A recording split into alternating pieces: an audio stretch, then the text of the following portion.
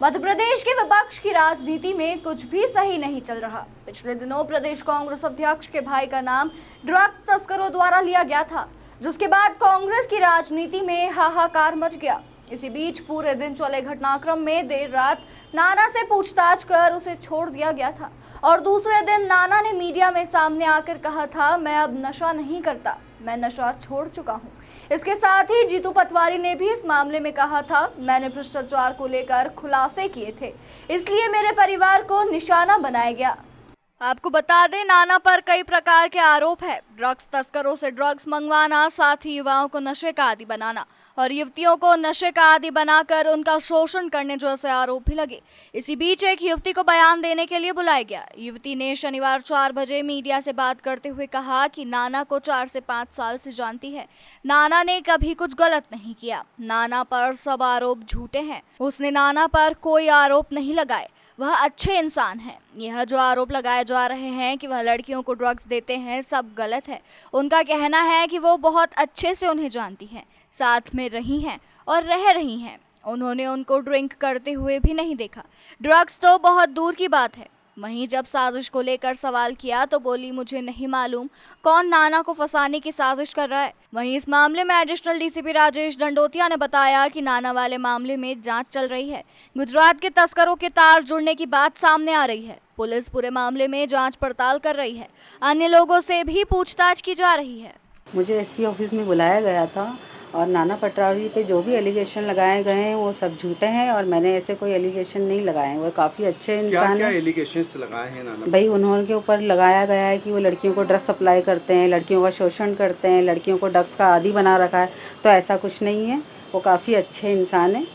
हमने कभी उन्हें ड्रिंक करते ही नहीं देखा, तो हम ड्रग्स का तो सवाल ही नहीं उठता। नाना पटवारी से आपकी कब और कितने समय पहले मुलाकात हुई? 4-5 सालों पहले इंदौर में ही मुलाकात हुई थी उनसे मेरी। ऐसी कोई रिपोर्ट दर्ज नहीं हुई है जहाँ तक मैं जानती हूँ। किस बिहाफ पे यहाँ पर बुलवाया? पूछताछ के लिए बुलाया गया था मुझे। किसने बुलवाया? भाई हमने ये कहा था कि आपके नंबर उनके रिकॉर्ड्स में शामिल हुए हैं, तो उस हिसाब से हम लोगों को बुलाया गया था, तो हम लोग इसीलिए आए हैं यहाँ पर। कहाँ से आए हैं आप? मैं तो राजस्थान की हूँ, बट मैं यहाँ पर अपनी सिस्टर के यहाँ पर हूँ। पटवारी मतलब पूरी तरह निर्दोष हैं? हाँ जी, वो बिल्कुल निर्दोष हैं।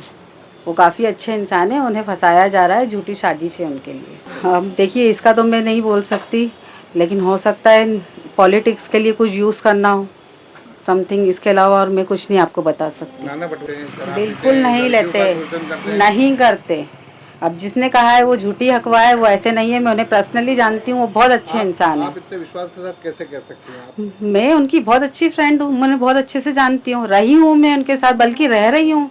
ऐसे नहीं है जैसा बोला जा रहा है। वो बहुत अच्छे पर्सन है, नाइस पर्सन। देखिए, इसमें राजनगर थाना क्षेत्र के अंतर्गत 2 आरोपियों को पकड़ा गया था, जिसके पास से ड्रग मिली थी और ड्रग्स के आधार पर उनके खिलाफ नारकोटिक्स एक्ट के तहत कार्रवाई की जाकर इन्वेस्टिगेशन लिया गया था।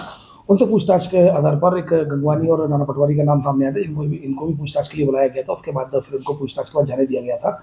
इसमें इन्वेस्टिगेशन जारी है। इसमें गुजरात के कुछ कनेक्शन मिल रहे हैं, जहाँ से कि ये सप्लाई होने की बात सामने आई है। इसमें इस पूरे नेटवर्क को एक बड़ा नेटवर्क इसमें समझ में आ रहा है। इसमें पूछताछ के आधार पर इनको 2 आरोपी गिरफ्तार किए गए हैं। उनसे टेक्निकल एविडेंसेज के आधार पर, डिजिटल एविडेंसेज के आधार पर एक बड़े नेटवर्क का समझ में आ रहा है, जो कि ट्रांस स्टेट नेटवर्क है, जैसा गुजरात तक फैला हुआ इंटरस्टेट है।